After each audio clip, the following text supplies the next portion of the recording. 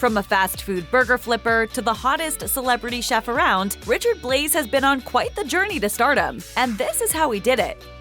Born in Uniondale, New York, Richard Blais is a Long Islander through and through. He describes his childhood as that of a latchkey kid, the term given to those who typically return home from school to an empty house. He played on a Little League team, loved McDonald's, and occasionally frequented the many Italian restaurants dotted around the island. You may, however, be surprised to learn that he wasn't always known as Richard Blais. While the celebrity chef did spend occasional weekends with his birth father as a child, he was actually adopted in the 2nd grade by his stepfather. This also meant that he took on his stepfather's surname, only then officially becoming a Blais. And if you ever thought Blais's prowess in fine French cuisine stemmed from the heritage suggested by his family name, you would be mistaken, he explained to Bravo. Blais is a French name, but I'm not. I was an American kid. Sorry, I am an American kid.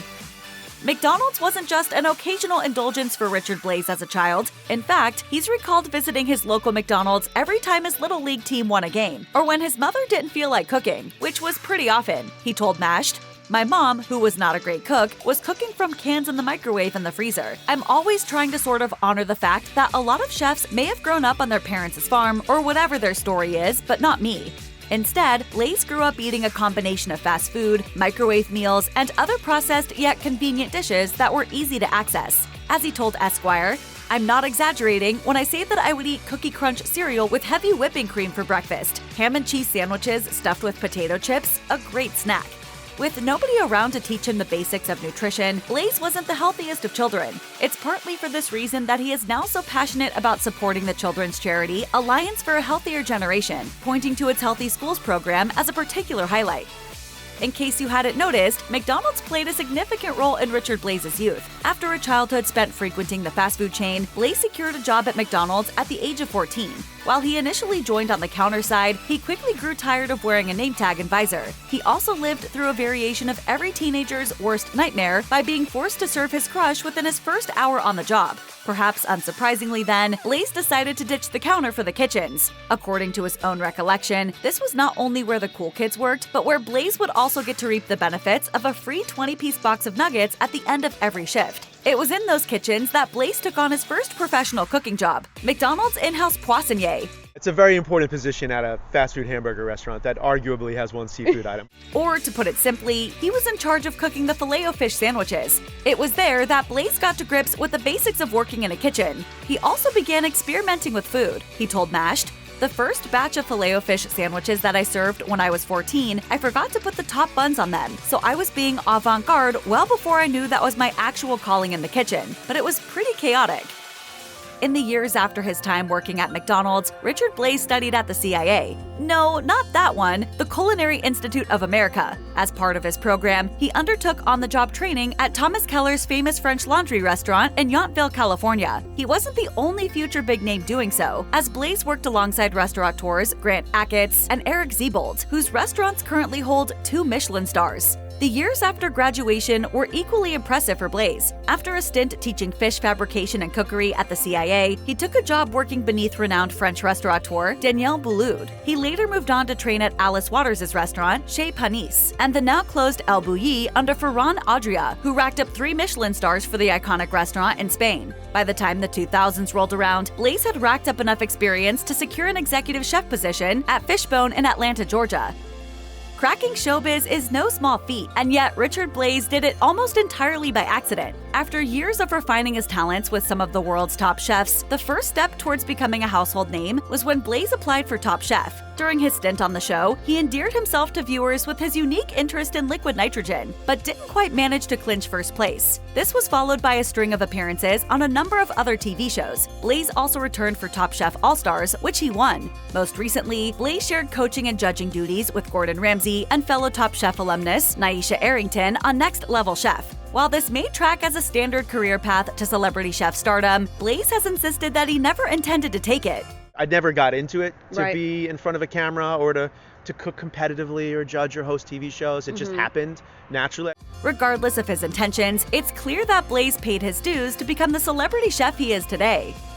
As Richard Blais's star began to rise, he started to notice a side effect often experienced by chefs who spend most of their time in the kitchen. Powering through working days as long as 16 hours, Blais began to neglect his physical health. He told Esquire, I started living the classic chef lifestyle, cooking all day and eating and drinking all night. Not surprisingly, I put on a lot of weight. But in 2004, Blais decided to make a change. He met his future wife Jazmin, a former personal trainer who was studying for a master's degree in healthcare management. That was inspiration enough for Blais. He said, "I think most guys would agree that one of the best motivators for getting in shape is trying to get the girl." After he began to exercise more frequently, Blais lost more than 60 pounds. Long-distance running quickly became one of his favorite pastimes, with Blais claiming that, nowadays, his go-to thing to do in any city is take a run through his new environment. He's since run the New York City Marathon a number of times, doing so to raise money for Alliance for a Healthier Generation. Richard Blais hasn't just overhauled his workout regimen over the years, he's also become more careful about his dietary choices, such as deciding to cut back on white sugar, grilling his vegetables to make them more palatable, and making sure his pantry is always well stocked with healthy snacks such as nuts or whole fruit.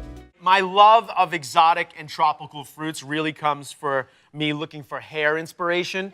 While he's made it pretty clear that he can never go totally meat-free, Blais has also experimented with vegetarianism. One day a week, he ditches meat and focuses purely on vegetables. Together with his wife Jazmin, he also released the cookbook Plant Forward, which helps readers pursue a more plant-focused, nutrition-first lifestyle. In the introduction, he writes, "Eat good and healthy food is a mantra for me in my life. This doesn't mean that every once in a while on a road trip, I'm not pulling off to get a Whopper, but it's incredibly rare and balanced by the healthy food I eat the other 95% of the time." Richard Blais credits his wife, Jazmin, for kickstarting more than just his fitness journey. The duo have teamed up for multiple projects over the years, combining Blais's culinary prowess with Jazmin's expertise in health and wellness. Their first collaboration came in the form of the podcast Starving for Attention, in which they recruited important figures from the food industry to open up about the ins and outs of the business. The series wrapped up in 2020, but Jazmin has continued to serve as the chief operating officer of Blais's consultancy company, Blais. 3 years later, the couple debuted another public partnership. This time around, it was the aforementioned cookbook, Plant Forward, which, as per its acknowledgments, was at one point called My Wife Saved My Life. The book serves as a testament to their power couple status. Blais wrote, "You, Jazmin, decided to stick by my side not during the best of times, but the most uncertain of them. Your unwavering support and invaluable contribution to my journey and our families towards a healthier and happier life will never be lost on me."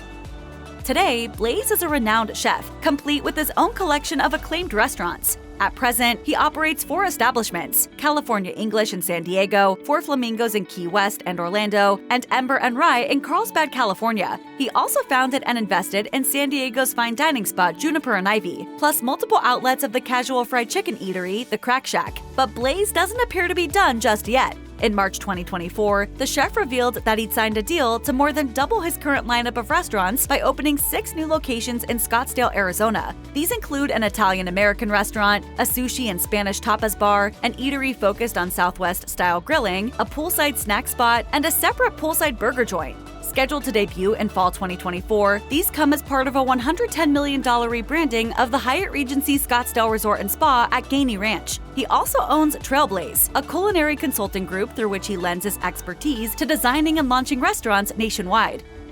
It's been over 15 years since Richard Blais lost out on the top spot on the 4th season of Top Chef. Believe it or not, Blais says that he doesn't think losing the series was a bad thing, as it gave him a chance to identify his weaknesses and make sure it didn't happen again, something that proved true when he later won Top Chef All-Stars.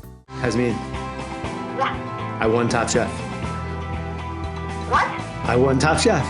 Today, the show still plays an integral part in his professional DNA. Gone are the days of stressing out over cooking hamachi and protecting oyster recipes. Blais has now come full circle, serving as a recurring judge on seasons 12 and 13, as well as Top Chef Canada and Top Chef Portland. As per Blais, he learned a lot between judging stints. Back in seasons 12 and 13, some viewers slammed Blais for being overly harsh in some of his judgments. Determined to right this perception, he promised to change for his next round of judging. Ahead of the premiere of Top Chef Portland, he told Bravo, "I like to think that I bring a little bit of a lighter note to whatever table I'm sitting at." Judging style aside, Blais remains extremely positive when discussing his time on Top Chef. While his career was hardly floundering ahead of his debut, he has since explained that the show did much for his career and, in his words, turned a staircase into an escalator.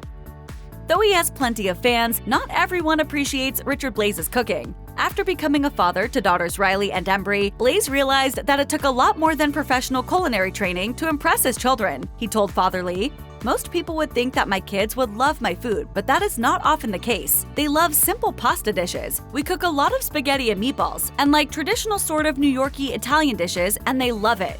Determined to ensure that they ate healthier meals than he did as a child, Blais has resorted to some sly hacks to encourage both daughters to eat their vegetables over the years. These include dipping a radish in white chocolate and putting ground-up carrots and kale in ketchup. As they've moved into their teenage years, however, he's been forced to abandon these tricks, instead focusing on encouraging the art of balance. Having acknowledged that he's an overprotective and often anxious father, Blais has also opened up about some of the more unexpected challenges of becoming a dad. His youngest daughter, Embry, has a peanut and tree nut allergy, which reinforced Blais's commitment to making his restaurants allergy-friendly. To that end, he's also become a speaker for food allergy research and education.